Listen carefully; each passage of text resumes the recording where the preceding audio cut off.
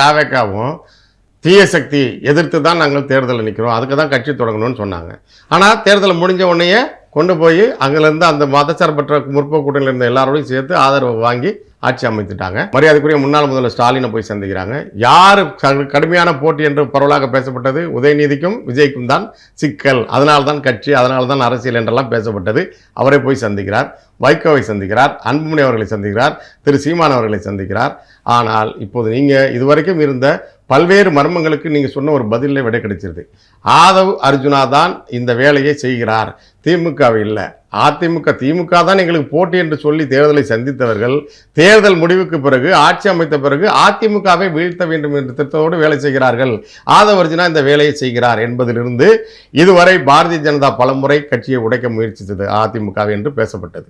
அம்மையார் ஜெயலலிதா மறைவுக்கு பிறகு கடுமையாக பல சிக்கல்களை சந்தித்தார் எடப்பாடி அவர்கள். செங்கோட்டையன் டெல்லிக்கு சென்ற பிறகு தாவேக்காவில் சேர்ந்தால் அதன் பிறகு நீங்கள் குறிப்பிட்டவர்கள் எல்லாம் அதிமுகவில் இங்கு போய் சேர்ந்தார்கள்.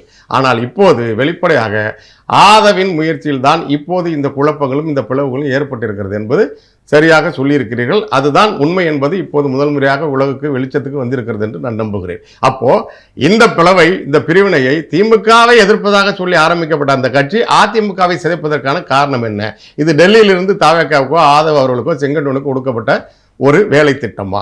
இல்லைங்க, நாம் டெல்லியோ அல்லது டெல்லினா அது பாஜக அரசோடு நான் ஒப்பிட்டு பேசுகிறேன்னா, பாஜக என்பது தமிழ்நாட்டில் அவர்கள் மீது தான் அனைத்து சுமைகளும் சுமத்தப்படுகிறது. ஆனால் அப்படி நான் ஏற்றுக்கொள்ள போகிறது. ஏன் ஏற்றுக்கல அப்படிங்கிறேன்னா, ஒரே ஒரு சீட்டு தான் ஜெயிச்சிருக்காங்க. ஒரு சீட்டு ஜெயிச்சு தன்னை தோர்த்துக்கிட்டு அப்போ தான் மக்களை நம்ப வைக்கணும் அப்படின்னு ஒரு நெரேட்டிவ் செட் பண்ணுறாங்க. ஆனால் உண்மை அது இல்லை.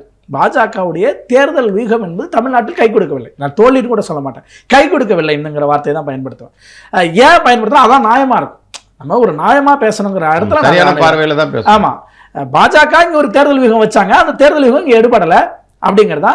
அடுத்தது திமுக அதிமுக தாவேக்காவை குறைத்து மதிப்பிடவில்லை. தாவேக்காவுடைய தேர்தல் தில்லுமுள்ளுகளை இவர்கள் கணக்கில் எடுத்துக்கொள்ளவில்லை, கவனிக்கவில்லை. என்ன கணக்குன்னா கிண்டர் சாய் ஓட்டுமை. என்ன கிண்டர் சாய் ஓட்டுனா, நீங்கள் கிண்டர் சாய்க்கு கொடுக்கலன்னா அப்பா அம்மாட்ட அடம் பிடிக்கிற மாதிரி நீங்கள் அடம் பிடிங்க அப்படின்னு எத்தனையோ வீடியோக்கள் பார்த்த குழந்தைங்க. அப்பா விஜய் அங்கிளுக்கு ஓட்டு போடுங்க அப்படின்னு குழந்தைங்க அழுதுகிட்டு பேசுகிற உணர்ச்சியை தூண்டி அது என்னன்னா, ஒரு இப்போ நான் என் பையன் சொல்லி நான் கேட்கல, அட்லீஸ்ட் எங்கள் அம்மா கேட்பாங்கல்ல, பேர பிள்ளைக்காக ஒரே ரோட்டில் தோத்துற போகிறாங்க திமுக, ஒரே ரோட்டில் அண்ணா திமுக தோத்துற போகிறாங்க அப்படின்னு போட்டவங்க இருக்காங்கல்ல. அப்படி நான் சொல்லுகிறேன், இவர்கள் வாங்கிய 34% வாக்கில் 20% அவங்களது, 15% என்பது இந்த கிண்டர் சாய் ஓட்டு. குழந்தைகளை இன்ஃப்ளூயன்ஸ் பண்ணி அந்த குழந்தை எமோஷனல் பிளாக்மெயிலிங் பண்ணி வந்த ஓட்டு, அந்த ஓட்டால வெற்றி பெற்றார். அதான் மோசடின்னு சொல்றாங்க. இது நிலைக்குமா? நிலைக்காது. ஏன்